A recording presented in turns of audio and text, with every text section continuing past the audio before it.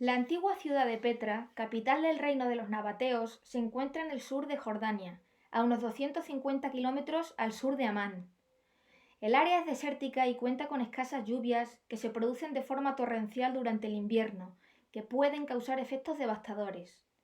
En medio de este ambiente poco propicio, hay un lugar en el que las grandes montañas y cerros separados por profundas gargantas ocultan un valle que fue elegido por los nabateos para crear una ciudad donde la intervención humana actuó sobre la naturaleza con mucho ingenio y destreza, obteniendo un resultado único.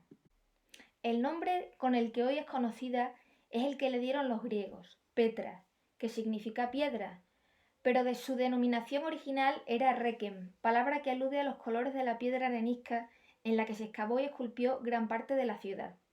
La región fue ocupada durante el Paleolítico de forma estacional por grupos de cazadores y recolectores, y no fue hasta el Neolítico cuando surgieron poblados permanentes. La ciudad tiene su origen en el pueblo nabateo. El origen exacto de los nabateos sigue siendo una incógnita. Lo que sabemos es que, impulsados por causas desconocidas y en un momento que tampoco se puede precisar, se trasladaron a la actual Jordania. Tras un periodo de vida nómada, se asentaron en Petra.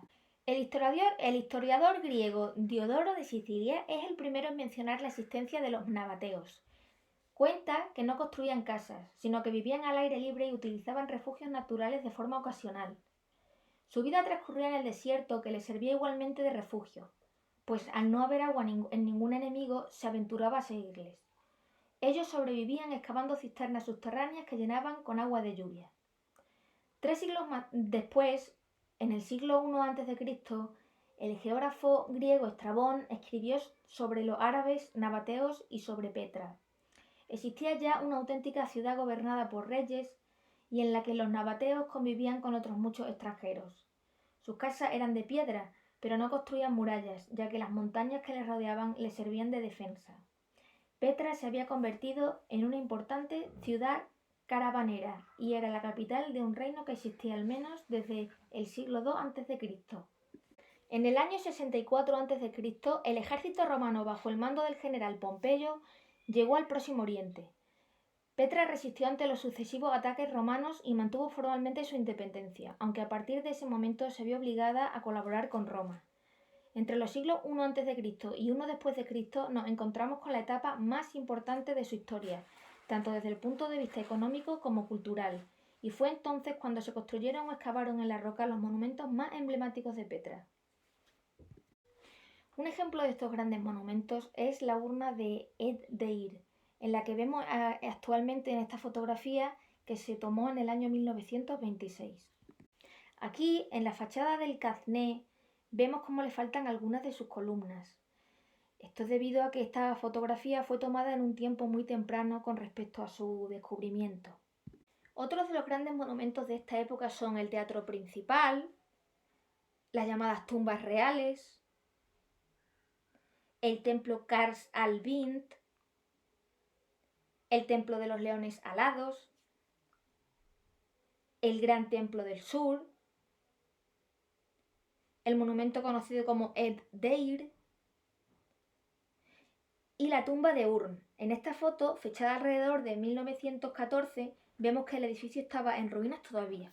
En el año 106 después de Cristo, el emperador Trajano ordenó la anexión del reino nabateo al Imperio Romano y la creación de una nueva provincia de Arabia, llamada Arabia Petraea. Durante mucho tiempo se ha creído que tras la anexión romana, Petra había entrado en una época de decadencia causada por el declive del comercio, pero los hallazgos y las excavaciones arqueológicas llevados a cabo recientemente en Petra y sus alrededores desmienten esta suposición. Los primeros gobernadores romanos de la provincia de Arabia se trasladaban frecuentemente a Petra, e incluso uno de ellos, Sextius Florentinus, gobernador durante los años 127 al 129 después de Cristo, quiso ser enterrado allí. En esta imagen vemos su tumba. La introducción del cristianismo en la ciudad supuso la transformación de algunos de sus monumentos en iglesias, así como la construcción de otras nuevas. Así lo evidencia el hallazgo de nuevos documentos durante las excavaciones llevadas a cabo en la iglesia bizantina de los mosaicos. Tras la conquista musulmana, Petra desapareció como tal ciudad, aunque algunas pocas familias siguieron viviendo junto a los restos derruidos de algunos de sus más importantes edificios. Cuando comenzaron las cruzadas, Pese a que los cruzados construyeron la pequeña fortaleza de Al-Weirá, que vemos aquí en la imagen, para poder controlar y defender el acceso a Petra, la antigua ciudad no desempeñó un papel militar destacable. Finalmente, Saladino derrotó al ejército cristiano y la antigua ciudad queda totalmente abandonada a comienzos del siglo XII después de Cristo. Apartada de los nuevos itinerarios de las caravanas y también de las rutas de peregrinaje a la Meca, Petra permaneció desierta y olvidada hasta que siglos después volvió a estar habitada por árabes beduinos. En el siglo XIX, una institución británica contrató a un joven suizo llamado Johann Burckhardt para viajar y explorar regiones desconocidas. Mientras recorría la actual Jordania, oyó hablar de una antigua ciudad que permanecía oculta entre montañas impenetrables y, llevado por la curiosidad, quiso conocerla.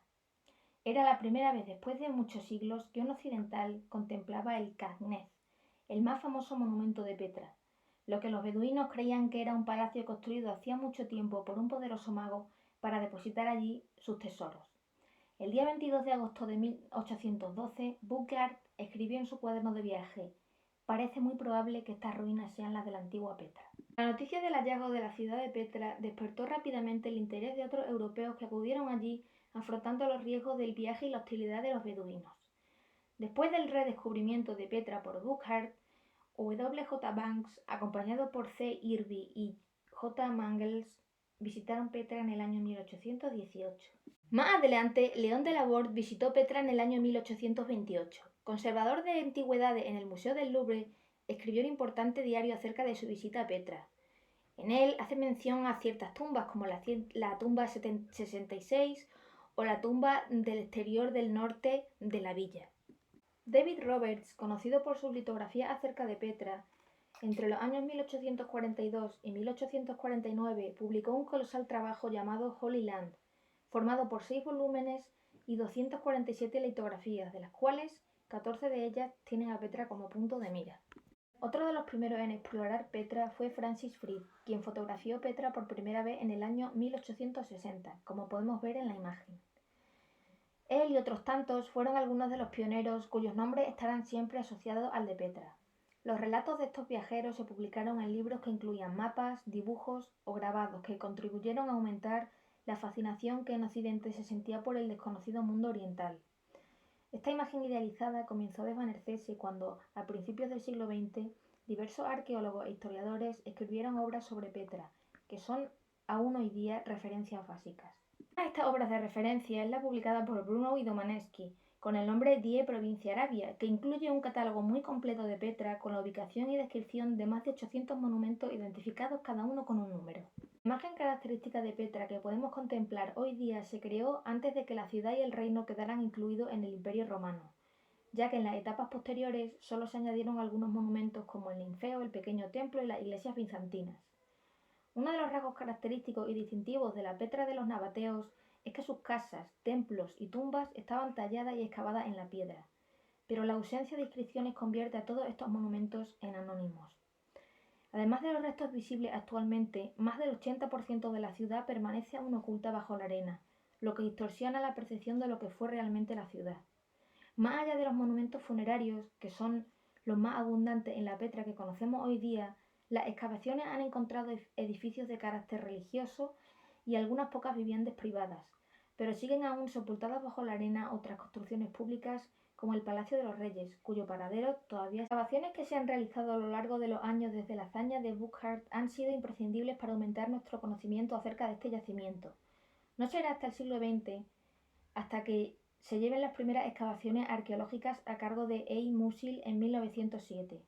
En 1921, el equipo alemán integrado por Wingard, C. Watchinger y W. von Barschan publicarían una obra sobre Petra en la que este último fue el autor de un mapa que se ha convertido en un elemento indispensable para su conocimiento, ya que, entre otras cosas, sugería la existencia allí de un gran templo junto a la vía columnada situada en la ladera sur de la ciudad, que más tarde animaría a los excavadores de Braun a desenterrar allí el gran templo de Petra. No será hasta 1958 cuando se avanza en el conocimiento arqueológico de la capital nabatea de la mano de los británicos Parr y Bennett, quienes comenzaron por rescatar de las arenas la zona central de la ciudad.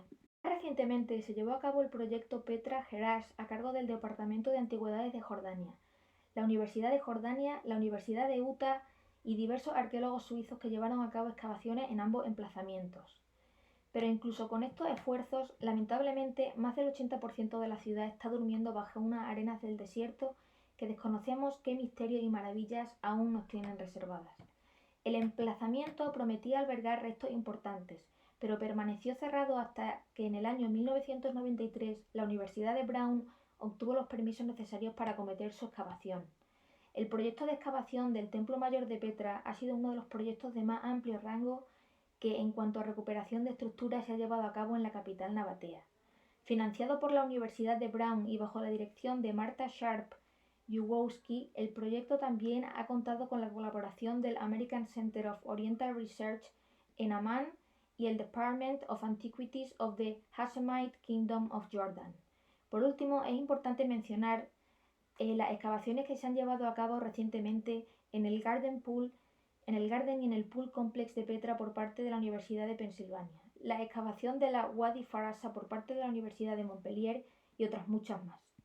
Por mencionar uno de los últimos descubrimientos de estos proyectos de excavaciones, podríamos resaltar el descubrimiento de los años 2000 y 2002 en el que se halló un templo romano actualmente llamado Pequeño Templo, como podemos observar en la imagen. Podemos hablar de dos museos en Petra.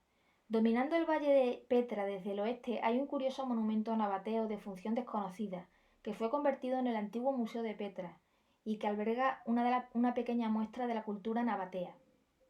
En el año 2014 se estableció la idea de llevar a cabo un nuevo museo cerca del lugar de los visitantes del yacimiento de Petra, para así impulsar y enriquecer el turismo de la región.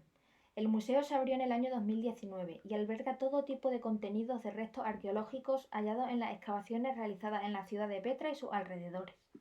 En el año 1985, Petra es designada Patrimonio de la Humanidad, lo que hace que el gobierno jordano traslade a los últimos beduinos habitantes de Petra, los beduinos Bdul, a un poblado de nueva creación, Sayhun, situado a la entrada norte de la antigua ciudad de Petra. Actualmente denominada como una de las 7 maravillas del mundo, Petra recibe incontables visitas a lo largo del año y sigue fascinando con su belleza a todo el que tiene la suerte de encontrarse en semejante espectáculo, esa conjunción entre la mano de obra de los nabateos y la naturaleza.